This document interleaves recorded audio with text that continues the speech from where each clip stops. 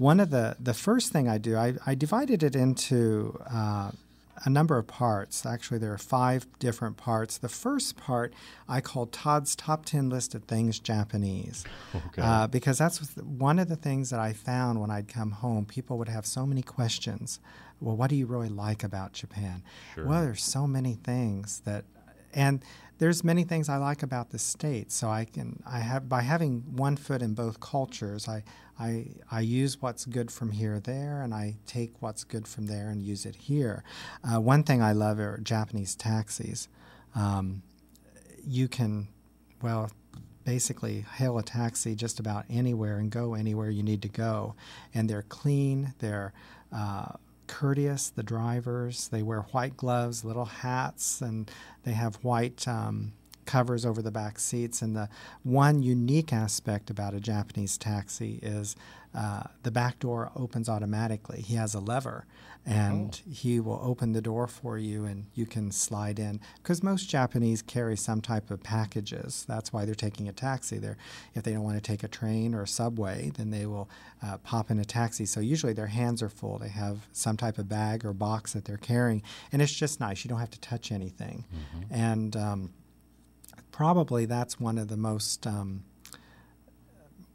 different aspects for instance, when I traveled to New York City, I remember getting out of this grimy taxi that I thought, Sure. Something, my hands were sticking to the seats. And of course, it's just not in good condition, running condition. But I remember getting out of the taxi and paying him, and of course tipping, which I'll get to in a moment, and then just exiting the taxi and walking away. And he's, "Hey, shut the door." And I said, "Oh, of course, I'm sorry." It was so conditioned to the Japanese system where the door opens and shuts automatically. There's no tipping in Japan. Really? And that's something that as a culture shock coming back to the States, because I have a little tip card that I carry, because it's something that has not become a part of my everyday life. No, there's no tipping whatsoever in Japan, and that's an aspect I like, because if you go to a restaurant, the price on the menu is the price you pay. Yes. Now, I understand the economics behind it, and all the waiters and wait persons, please don't... I think they'll understand. Yeah, don't misunderstand me. I understand the economic behind it in the States, but I certainly enjoy not having to do it when I'm in Japan. And interesting, a friend came to Japan to visit, and as we were leaving, I decided to go up, and I went to the cash register to pay, and she was gathering up things at the table. And as we were leaving, I didn't think anything about it. I checked to make sure there was nothing under the table, and then we were walking, and probably about 2 or 3 blocks away, a very out-of-breath waiter came running up to us, and he thrust out the equivalent of $10 to me. And she doesn't speak Japanese, so she didn't know what I was going on about. So we were discussing, and he said, "Well, I found this on your table. You must have left it." And I said, "Well, no, I didn't leave any money on the table. I know that's not mine." And so I said, "How strange. He found this money on the table. I wonder where it came from." And she said, "Oh, you were paying, and I thought you forgot to leave a tip, so I left a tip."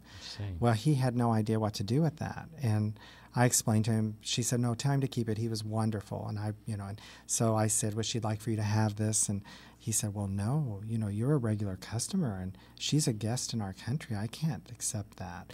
And so after trying to make him take it for several minutes, she finally took it back, and a nice lesson learned. And it's one of those things where it's just not part of the culture. They would feel very strange about taking money from a customer, because you're already paid for your goods, so Yes. Why pay extra for that? So again, that's something that when I come home, because I think food prices have gone up in the States. I used to think that, whoa, it's so cheap in the States to eat out compared to Tokyo and compared to Japan, but that's not so true anymore. I think the food prices have gone up, and certainly the percentage of tipping from 10% when I was growing up to 15%, and now it's 18%. And sometimes it's added on automatically, which gets my hackles up a little bit. Mine too, because sometimes I'm not satisfied with what I got when I left. Precisely. So I think it's, one of those things where you just have to get used to. Another thing I love about Japan is the joys of transportation, which is another chapter. You can just get about anywhere you need to go on public transportation in Japan. Really? Yes. Even in my little town that I live up in 9 hours north of Tokyo, we have a little clickety-clackety train that I can take from downtown to my university. It takes 5 minutes, but it's just an old little train that will take you. And bus service is wonderful. As I mentioned before, taxi service is wonderful. And I have a bicycle. I don't have a car in Japan. Here I have a car, and I only drive it a few months out of the year, and I have to keep insurance up on it and everything. But in Japan, I don't need a car. So I don't go to the expense to have one because it's just so convenient, so easy to travel. So I've never desired, and I live in snow country in Japan, which we get, and I'm not joking, a foot of snow a day during February. Wow. Well, I was going to ask you, once you mentioned to the north, does the weather vary north to south? Oh, very much so, very much so. Tokyo doesn't get much snow. Actually, it's similar to Washington, D.C. When they get a dusting of snow, people get kind of excited and all giddy about it. But up where we live, it's just a fact of life. And in fact, we have so much snow that I have what we call snow pushers, the people who remove snow off the roof, come several times during the season because the snow gets so heavy that my upstairs bedroom doors will stick because of the weight of the snow. I see. And it is dangerous. You need to get that off there. And it is very, very heavy snow. Mm-hmm. Now, it's colder here. People always ask me there, of course, my hometown being Shelbyville, Indiana, what's the difference between the two seasons? And there's not much difference. We have 4 very distinct seasons like we do here, but Indiana, that 20 below zero wind chill, we don't ever get that. It hovers around freezing, but it seems colder in Japan because you've got feet upon feet of snow piled up everywhere.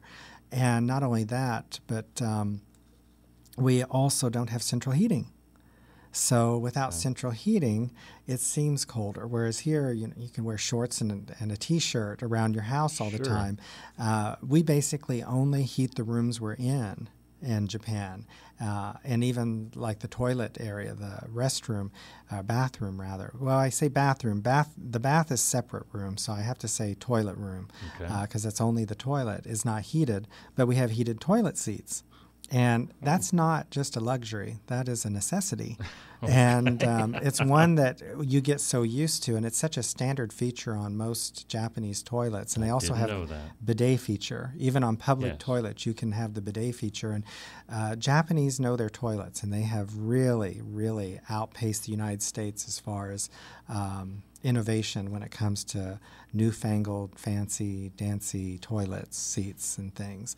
And I can't imagine why we don't have them here, because I think that Americans would just absolutely embrace that heated toilet seat in a New York minute. I mean, it's just a wonderful I can name an occasional, my wife would certainly be interested. Well, that first, time you sit down in the morning on a cold winter's day, I mean, it's nice having a toasty toilet seat. So that's one of my top 10 things I love about Japan are the toilet seats. And, of course, the other thing I like about the Japanese toilets is it's very ecological. The top of the toilet is actually a basin to wash your hands. So the water, when you flush the toilet, the clean water first comes to the top of the toilet, and you wash your hands with that water. Then it fills up the tank. So you're reusing that water. So it's, and they've had that for decades upon decades. The first time I was there 30 years ago, that was a standard feature of Japanese toilets. And they have a small flush, large flush on every toilet so that the water you don't have to waste. So Japan is a very lush country. We have lots of water, but water is, of course, a worldwide problem right now. So it's something that I think most countries are going to have to deal with. We were just in Australia this past March, and we were in Canberra, and they're in a huge drought. And my friends, I offered to wash the dishes, and as I started washing, she said, no, let me do that, because I just let the water run, and I'm not even thinking about. And, of course, they keep buckets in the shower to water plants outside. I mean, it's just – so we're very fortunate here in Indiana as well as in Japan where I live that water's not an issue. yet, and I hope it never is, but it is a worldwide problem that is causing a lot of consternation everywhere.